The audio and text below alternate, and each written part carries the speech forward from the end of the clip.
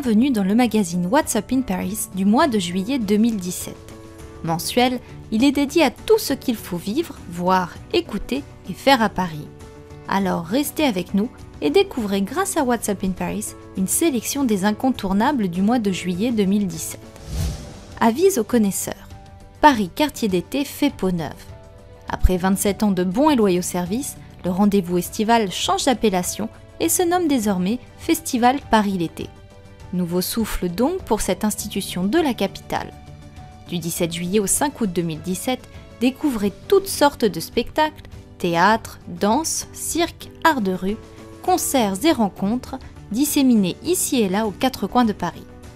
Parmi les rendez-vous à ne pas manquer, la ville éphémère d'Olivier Grosse-Tête avec ses gigantesques sculptures en carton d'emballage à la Villette, ou encore la retransmission dans la cour carrée du musée du Louvre les 18 et 19 juillet de quelques-uns des spectacles donnés au Festival d'Avignon dans la cour d'honneur du Palais des Papes. Le programme complet est à retrouver sur le site www.parislété.fr. Envie de vous évader de Paris et de vivre une soirée hors du temps?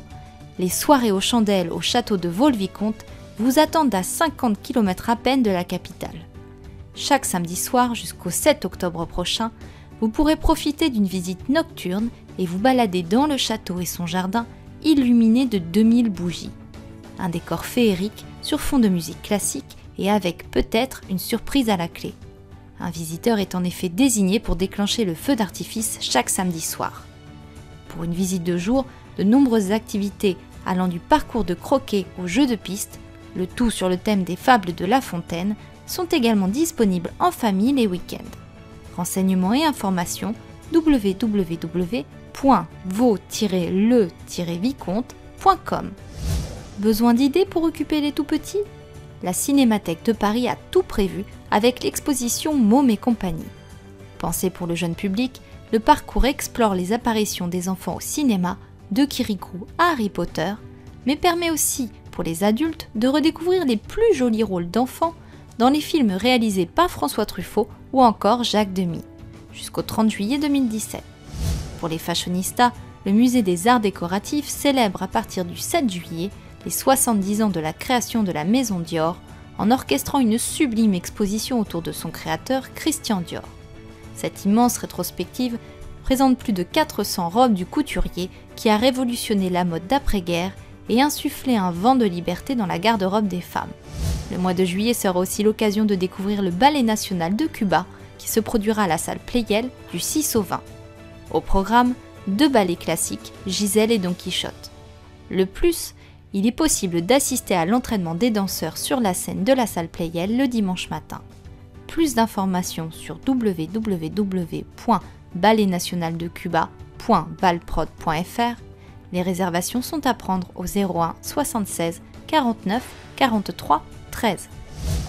Cut Killer, Kool G Rap, The Underachievers, le festival Paris Hip Hop vous réserve de bien jolies surprises du 24 juin au 9 juillet. A noter, le nouveau projet intitulé Paris Hip Hop Closing à Périphérique La Villette accueillera plus de 20 artistes les 8 et 9 juillet lors de concerts rap en plein air. Outre les concerts, la quinzaine du hip-hop présentera soirées, sessions graffiti, danse, cinéma et conférences. Pour les férus d'opéra, le Palais Garnier présente depuis le 10 juin et jusqu'au 13 juillet la Cenerentola de Rossini, mise en scène par Guillaume Gallienne, sociétaire de la Comédie Française et comédien césarisé pour son film Guillaume et les garçons à table. Inspiré du conte de Perrault, la Cenerentola met en lumière cette jeune fille traitée comme une esclave par sa belle-mère et ses 2 demi-sœurs, plus connues sous le nom de Cendrillon. Réservation www.opéradeparis.fr. Envie d'intrigue et d'aventure? Tentez de résoudre l'énigme de la chasse au trésor de Paris qui se tiendra dans 15 arrondissements de la capitale samedi 8 juillet 2017.